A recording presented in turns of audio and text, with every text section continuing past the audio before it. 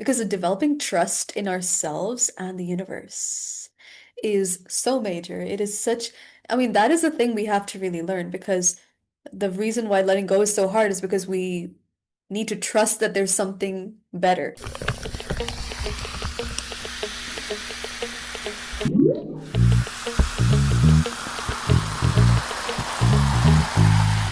Welcome to another episode of Liquid Love, a podcast where we talk about self love, creativity, and authentic living. I'm Maitri, and this is. I'm Nandini.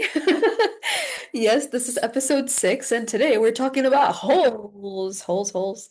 We're actually talking about emptiness in the void. So let me quickly go over the podcast we have actually already done, if I can. So in episode 1, we talked about how difficult it is for us to live in Indian society while being ourselves, right? The second one was a podcast on our individual realizations as we went through the journey of being ourselves. And that's sort of what our whole podcast is about, being as much of us as we can be. The third one we talked about was A Good Life on Paper, which is all of the stuff that we once imagined that would make us complete and satisfied and happy. But then as we get there and check those boxes, we realize that that's not exactly what we are going for in life. Which brings us to the next thing, which is letting go. Letting go is a constant thing we have to do at all times. We do it naturally, it's part of nature. So we had two podcasts actually. Podcast 4 and 5 were on letting go. The fourth one was my experience with it, and the fifth one, Maitri's experience with it. And now we're finally at the void. And I'm really excited about this podcast because letting go was one of the toughest things for me. And it was because I had this great fear about, like, but if I let this go, I'm going to end up having nothing. Like, what if there's nothing there? So, in this podcast, we actually address not just emptiness, but number one, the fears around it. The fears of, like, what exists in this space that we create once we have let things go. And also, what is it that we're really fearing? Another cool thing about us actually doing this podcast together is that when we planned this, we realized that we have two very different angles of approaching this topic. And that is like, for me, I'll just say it now. Anytime I have feared the emptiness of, yeah, I guess feared that if I was to let something go, I would just have this big gaping hole in my life. Like, for example, if I stop being friends with this person, then maybe I will not be able to have like really political discussions with them anymore, and I won't be able to satisfy that need I have for having these kinds of conversations, right? But in my life, strangely enough, anytime I have actively let something go, immediately there is no space, immediately something new comes about. It's almost like I manifest what I want exactly to replace the thing that I no longer wanted. But yours is a little different, isn't it? mine is different in the way that I'd like to say two things here. The first time that in the first case, one of the biggest leaps of faith that I've taken in my life, which which are regarding choosing to be like a full-time artist after having a job, having my own counseling practice, closing all of that and switching over. So those are like big things for me. um, One is that, and the other case scenario is little things that, oh, I spoke to somebody and they behaved in a certain way, so I just need to cope with, manage my feelings and let go of that experience so that I can have a smooth either closure or move ahead and rebuild that relationship. So these are two different things. So in the first case, where I'm talking about something which is really really big for me, number one thing that I do is I take baby steps consistently, diligently, but baby steps. It took me 2019 is when it came to me that I should venture into becoming a full-time artist. It took me 3 years. I took 3 years to stop my to leave my university job, and then one more year to stop my counseling practice. So I took it easy because I am somebody. As I move through life, I might be slow in certain things, but I never regret because I make very, very deliberate decisions in my life. What you just said about regret is so cool because it clearly shows you have no regrets because you're following your inner voice, you're following what it feels authentic to you. And that's what we're trying to tell everyone to scream off the rooftops here. It's like when you actually listen to yourself, even if something doesn't turn out okay, it never feels like a regret at all because it's like it's a choice I made with my power about my life. I'm sorry to have interrupted. Carry on with your second point. This is something that just, you know jumping off a cliff is not wasn't very me. you know and I'm not saying that in the sense of taking risks. I'm saying it in the sense of it takes me time to build trust, and I allow myself that time and grace because I know I'm somebody who doesn't look back. So whether it's relationships or anything in life, I move deliberately through life, and then I'm committed with the consequences that come with the commitment. I'm committed to myself, and I'm committed to the person, or it's not that after choosing to be a full-time actor at that moment, or an artist, I became an overnight success. Well, so far it hasn't happened. It might happen tomorrow, but it has still taken time. But I don't regret. I go through the ups and downs being very sure of the fact that I'm good with my decision. It's not that I've had doubts along the way of the doubts were not like, did I do the right thing? My doubts are more like, am I doing enough? Which is another thing altogether, right? That's a different insecurity that comes up in that case. So yeah, making deliberate decisions helps me to remain consistent, if I could say, with my decisions, and to face the void. So my nemesis, my childhood nemesis and now a friend, is uncertainty. And whenever there's this space, so the first question that comes is, oh, then I might end up with nothing, you know, that's the first thing that strikes up. And obviously over the years, I've come up with many strategies to manage it, to find trust in the universe and myself, and move forward with life. And by the way, guys, we're trying to keep these podcasts really short, but I myself, Maitri, I want to know about those strategies. So if you guys actually want to know the strategies, what I end up hearing from you when we have our conversation after this podcast, let us know because we'll be happy to film that as well. So because of developing trust in ourselves and the universe is so major. It is such, I mean, that is the thing we have to really learn because the reason why letting go is so hard is because we need to trust that there's something better. Otherwise, it feels like we're falling, and this is why it's like we're letting you guys know we're not going to fall into the void. Here's what exists in the void. And a lot of it for me, just to make it playful, um, was to keep experimenting in little ways every day. So even now, what I'm wearing, the clothes I'm wearing, somewhere along the line, I started to play games with in my everyday life, like, okay, whatever is the best outfit for me today will just come to me. So it just does come to me over a period of time. A lot of people have given me compliments on the way that I dress myself and style myself, and I literally tell them it came to me. And it's true, because when I started it, I didn't say it to look good. I just said it as a playful way to connect with myself, to trust what comes to me. And I've not been using alarms for the last 6 years. I wake up before time or on time, and even by the clock if I'm late. Somehow I realize after I move forward with that experience, I am very well on time, because if I think I'm late, but I'm not late. Everybody else is late. They arrive after me. So, what you're showing me is that in the void, you got to trust your intuition.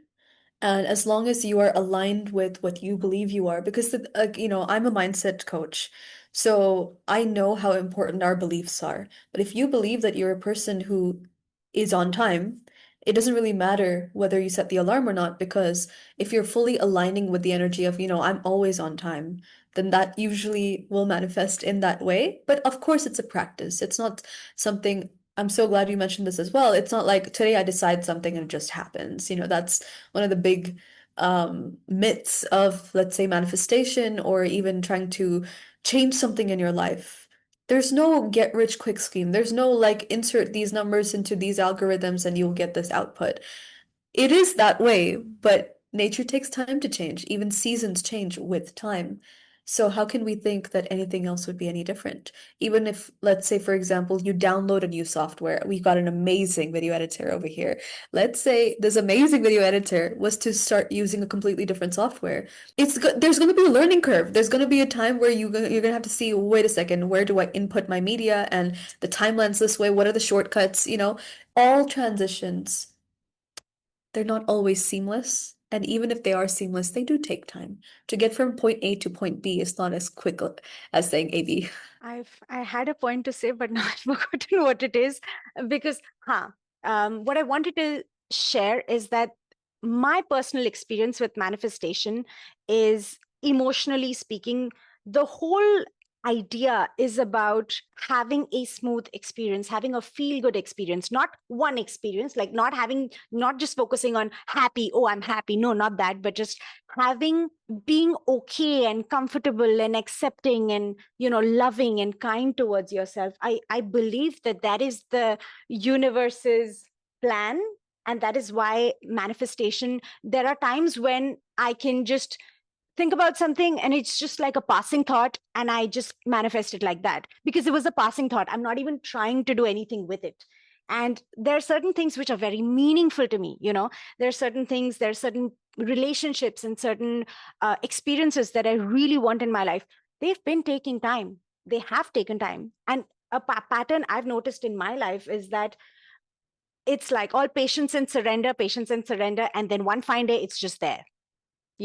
But in all of that void time, if I can call it, all of that time where nothing was visible outside of me, because I was expecting it, I believe that that also matters. That expectation is what helps me to trust what I see. So it's not like, boom, something's there. I'm like, oh no, I don't think this is it. Then I'm like, yes, this is the one for me, because it's a preparation of the feeling which connects with, let's say, a person or an experience. I'm like, I can own it more, I can relish it more, because all of that time I was preparing to receive what I've been wanting. This topic is really dear to me, manifestation, and there are so many things I want to say about it, but I want to like sort of get us back to one of the things you mentioned, which is the word feeling. And the center of this podcast being, we called it void, emptiness, creating space. I mean, space is such a beautiful thing for a creative. Like that in itself is like a given. You read any book on creativity, they always say, work in silence, give yourself some time to just be silent, just, do your chores in silence, silence, silence, silence. So that is space. You need to stop giving yourself input. It definitely helps with creativity. But let's say you are fearful, like I was, of, oh my gosh, if I let this go, what if it doesn't work out? What if there's nothing to replace it? What if I can't actually do it? Because as we're talking about being in alignment with what we think our purpose is in life, what we think will give us the greatest satisfaction. It reminds me of this time when a few years ago I did this very long train a trainer's course. I think that's what it's called, train the trainer. It was a very long course where I learned how to be a trainer. And one of my peers, whom I respect very, very much, immediately as the course is going on, he set up his own event. It was an all-day event, and he was going to do like a very holistic training program throughout the day with different trainers. And he so very kindly like honored me with the chance to be a trainer. And he was putting so much into it. But the topic he wanted me to speak about was money. And I'm sorry, I'm anti-capitalist to the bone. Like I don't want to talk about money. If anything, I want people to stop thinking so much about money and doing things with their life regardless of their income, right? So when he said, I would like you to train in this, event and I would want you to speak on this, I was going to step away. I was going to say, thank you so much for considering me, but I can't. I don't know anything about money because back then I didn't. And then he took him a lot, it took me a lot of convincing for him to actually like really, that's very bad English. Did it take him a lot of convincing or did it take me? It took me a lot of convincing by him. He had to convince me for weeks to actually say yes. And I eventually did say yes because I knew that it would be a step up. It was not, it didn't feel like it was in perfect alignment, but I had a lot of resistance because I also wanted money. Obviously, money was a big insecurity for me at the time. So, lo and behold, I had a few months to prepare and I attended every money program. I did so much work on money and I genuinely became really abundant and I don't know how it happened. Even like the program was getting delayed. There were lots of, issues around it. And then there were times when like my anxiety would come back up because initially I was like, I can't do it, I won't do it. And then I was like, okay, I guess I could try. I learned. And then it's this weird thing where you keep getting imposter syndrome where it's like, oh, I've never done it before. Am I qualified? Can I really do it? Da, da, da. So in that process, I think I came up with these two questions or these two elements which really, really, really helped me align with myself, not so much with what they were asking me to do, but with my own power here. And the first was I had to ask myself, what do I fear I'm going to lose by doing this? And that's where a lot of these icky parts of our identity come in. And every time you give yourself an answer like, okay, I fear that I'm going to lose this. I fear that I'm not going to be seen like this anymore. Go deeper. And what do I fear about that? Why is that such a scary thing? Why is that such a scary thing? So eventually, when I asked myself those questions all the way down, I came to one nugget of truth, and that is I just simply feared no longer being comfortable. And when I realized that was my real fear, is like I didn't fear that people would have a bad opinion of me. That was not my main fear. I mean, all of those were fears, but they all boil down to I'm not going to be comfortable enough. And then when I thought to myself, the main question I now have to ask myself is this thing simply something that feels uncomfortable, or is it actually something that's not safe for me? Because there's a big difference between an opportunity actually not being that safe. That's a very different feeling from, okay, this is scaring me and I don't want to do it. I might as well not do it. Simply because it's making me uncomfortable. So if you are trying to take that leap of faith, like Medri, you did, about anything in life, and please don't think anything is too small or too big. It's like there's nothing that's too small. Even something like, let's say you have a child or a brother who or a sister, whoever in your family, who you're thinking of changing schools. Changing schools is also a big commitment. Even changing tuition classes or whatever it is, like everything, it can feel uncomfortable. So, number one, ask yourself what is it that you will lose by doing this? Get to the bottom of it.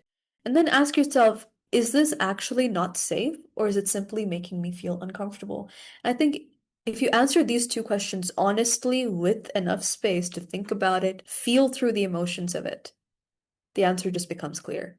The void is no longer the void, you have an answer, an actual answer. When I got to the bottom of these two questions and realized that it was comfort that I was going to lose and I had nothing else to lose, I decided, you know what? I'm all in. Let me do this. Let me do this properly. Let me do it like the best way I can. So I ended up doing this 2-hour workshop on money mindset. And I was like, even as I was doing it, because it was my first time, I was feeling a little nervous. I was like, is this a little too basic? Because by that point, I had done like 12 different courses on money. So I took like the best of all of them and I kind of made it into my own thing and I started delivering this like 2-hour program, right?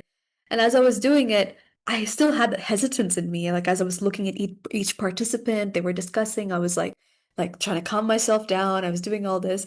But at the end of that, like people actually came up to me, shook my hand and said, you know what, this was so revealing. I can clearly see some things that I've been holding on to, these beliefs and all these things. And I was just like, bro, here I was thinking that I was really not good enough, but I managed to be really good at it. And I felt really relieved. I mean, I wasn't feeling all proud and all. I was just like, this is what I was fearing. Like, I guess I was fearing like, people not caring. Even if nobody had come up to me, right? I would have conquered that fear. But it ended up being so much better than I expected. So much so that now I think I've done 3 programs on money, and every time I help a client around the money issue, they get back to me within 2 to 3 days and they're like, Nandini, what you said worked. And I'm like, the thing that I was resisting the most, the thing that I never wanted to speak about, I'm actually able to help people with. And this is like the magic of in our work, it's a magic of like being able, like going after the thing. Like sometimes people have to push you in, like they had to me. I always have to be pushed, I must say, Madri. Most things in life, I only do them because people tell me to do them or life pushes me to do them. But when I do them, it works, sort of, kind of. I don't know. Ah, The same thing happens with me, but just in my case, I have conditioned myself so that it it's my inner voice. So my inner voice prepares me, like I hear it. That's how it happens with me. I wanted it, I got it. I hear it literally in my head, accompanied with a feeling that go for it, go for it, go for it. And sometimes I have no idea why I'm going for it, like how I ended up meeting Nandini. I attended one of their sessions, manifestation, abundance, money, on money. And I was like, why am I going there? That was my honest response. Like, why? And then it kept coming to me like, go, go, go, go. And so I attended, and I think I got something money can't buy. I got this human being to be a part of my journey and to be a part of my life. And they are far, like, I wouldn't be able to afford them money wise. They're so precious. So I get good karma points. So yeah. So it's not just money, it's also energy money. thank you so much for joining that. I just like I completely forgot that that's how we actually met and connected was through it was like a program I had called Activate Abundance. So abundance, not necessarily money, but it was focused on money, of course. But yeah, absolutely. So, one thing that I wanted to emphasize and re emphasize, I'm always emphasizing this point because the universe is always emphasizing this point for me, is that to move at a pace which feels comfortable, which feels kind to me.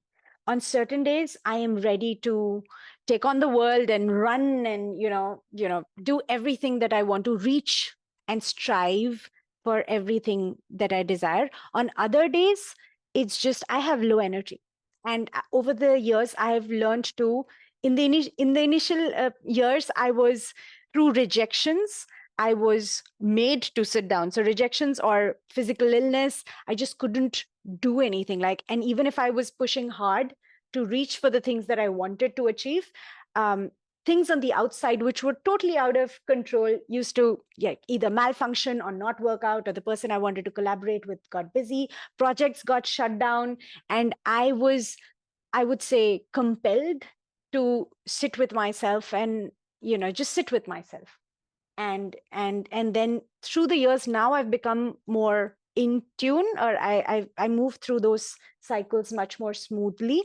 And on certain days, I my way of being kind to myself is to not challenge myself. My way is to sit in the void. So much so that now when I meditate, my surrendering visualization practices, I invite the chaos and I invite the emptiness into my life. I've come to that point. I'm really proud on myself about this, that it has come to this point from where I was petrified with uncertainty as a child, even in my teens, through my early 20s, I was petrified of change, and it's come to a point where I invite it into my everyday life. So these are two things that I feel that all of us, all of you who are listening to us, certain things will be more close to us, feel bigger for us, and letting go of those things and entering that space, because we will feel, because everything is feeling, right? Feeling is very important. So certain people, we have to let them go. Sometimes house settings and financial setups, all of those will change, and so it feels big. So give yourself the time that you need, the kindness that you need, um, to move through that. And I feel that as we allow ourselves to be kind to ourselves, depending on the day, on certain days, I always say this, that on certain days, being angry is the kindest thing we can do for ourselves, and not getting anger out on another person, but just because for some people, uncertainty leads to anger, helplessness, and anger. So allow yourself to be angry, not necessarily use a scapegoat or project it on another, but within yourself, at least allow yourself. Let me know if you resonate with this point, and get back to us. Absolutely. And actually, I feel like you're giving us a little teaser for the seventh podcast, which is going to be our final podcast of the season, which is going to be on shadow work, actually. So stay tuned for that. And I think we've pretty much covered everything we wanted to say. There are a few more points which I think I'm going to go over really quick, just so that we can then wrap up really beautifully. Number one, the space, the void that we have once we let something go is not something to fear because you are still in control of that space. If anything, it's a space for possibilities. TTs? Ooh, a lot of possibilities. Right? Possibilities. A lot of possibilities. And also be very intentional about what you want to fill that space with into. I don't know what I'm saying, but yeah, d don't just babble like I'm babbling right now when you have space. Be very intentional. Look into yourself. What are you actually looking for? Because clearly, when you let something go, you knew what you didn't want. So now ask yourself, what do you actually want? So that you can then start filling that space with the things that you actually want.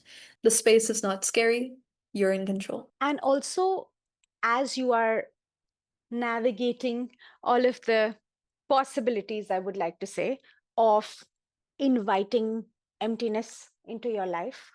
Um, I feel that is also such a, it's not just relaxing, it is also as you lose that deliberate control at a certain level, it feels easier to move forward through life. Like all of the surrender work that I've done has just given me more control in the sense that I feel more supported through life, which is very important for me because I'm a relationship oriented person. So for me to feel loved, I feel I can conquer the world. Like it's again a feeling. I don't want to conquer the world, but it gives me so much of encouragement and it fills me up with, it recharges me. So I speak about this a lot on my social media, on my Instagram as well, that I love humans and there is a human time, but I need my solitude. I need my non-human time. So I invite doing nothing, and I end up doing something like Nandini initially mentioned, that space, once you deliberately surrender what you have planned to do, a lot of times what comes through is something something much better in the sense that emotionally far more satisfying. It has happened with me, and that is why patience and surrender is my forever mantra for life. So try it out, explore what your relationship with emptiness is and how it is. What are your coping strategies? What is the sense of stability? Because just like Nandini mentioned, that even when you are choosing to surrender, it is a choice that you're making. And so you have control, even in that sense. Control doesn't always mean that things will work out in the way that I wanted it to. Control is also, I choose to let go. Now let things just come to me. You're making the choice on what you let in, right? You can always choose what you let in into that space. Just to sort of wrap this up, I hope that the things that we've said resonate with you somewhat because I must admit some of the things that you're saying are just not true for me. And I'm pretty sure some of the things I'm saying aren't true for you.